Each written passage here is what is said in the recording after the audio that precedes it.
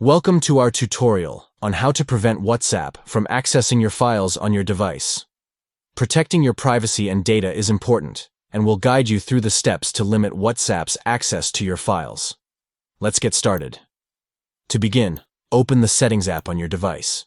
Scroll down and tap on Apps or Application Manager. The wording may vary depending on your device. Look for WhatsApp in the list of apps and select it. Once you've located WhatsApp, tap on Permissions.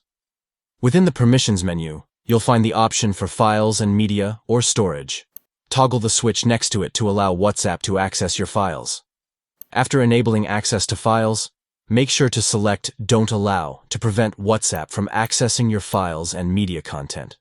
By following these steps, you can ensure that WhatsApp does not have permission to access your personal files, enhancing your privacy and security while using the messaging app. Thank you for watching. We hope this guide has been helpful in preventing WhatsApp from accessing your files on your device. Stay tuned for more tutorials and tips on protecting your data and privacy online.